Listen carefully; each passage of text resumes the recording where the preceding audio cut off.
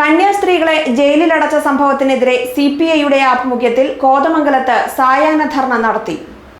ഛത്തീസ്ഗഡിൽ കന്യാസ്ത്രീകളെ അകാരണമായി അറസ്റ്റ് ചെയ്ത് ജയിലിൽ അടച്ചതിനെതിരെ സിപിഐ മണ്ഡലം കമ്മിറ്റിയാണ് കോതമംഗലത്ത് സായാഹ്ന ധർണ സംഘടിപ്പിച്ചത്.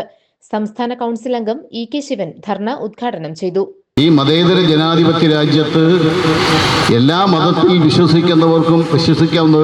വിശ്വസിക്കുന്നവരും ഏകോദര സഹോദരങ്ങളെ പോലെ കഴിയുന്ന നമ്മുടെ രാജ്യത്തെ ജനതയെ ജാതിയുടെ പേരിൽ തമ്മിത്തല്ലിച്ച് രാഷ്ട്രീയ മുതലെടുപ്പ് നടത്തുന്നതിന് വേണ്ടി BJP നടത്തുന്ന നാടകത്തിന്റെ ഭാഗം തന്നെയാണ് ഈ അറസ്റ്റും ഈ ജയിലിലടച്ചിരിക്കുന്നത് എന്ന് സാമാന്യ ബുദ്ധിയുള്ള ചിന്തിക്കുന്ന മനുഷ്യർക്കറിയാം.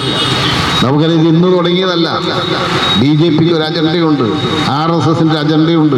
1925 രൂപീകരിച്ച RSSന്റെ 100ാം വാർഷികം 100 വർഷം തികയുകയാണ് 2025. ആ 2025ഓടെ ഇന്ത്യ എന്ന് പറയുന്ന രാജ്യം ജനാധിപത്യ രാജ്യം, മതേതരത്വ രാജ്യത്തെ ജനാധിപത്യവും മതേതരത്വവും എല്ലാം ഇല്ലാതാക്കിക്കൊണ്ട് ഒരു ഹിന്ദു രാഷ്ട്രമാക്കി മാറ്റുന്നതിന് വേണ്ടിയിട്ടുള്ള പ്രവർത്തനങ്ങളുടെ ഭാഗമാണ് ഇതെന്ന് മനസ്സിലാക്കാൻ സാമാന്യ ബുദ്ധിയുള്ള മനുഷ്യർ കഴിയുന്നതാണ്. മണ്ഡലം സെക്രട്ടറി PT ബെന്നി അധ്യക്ഷത വഹിച്ചു.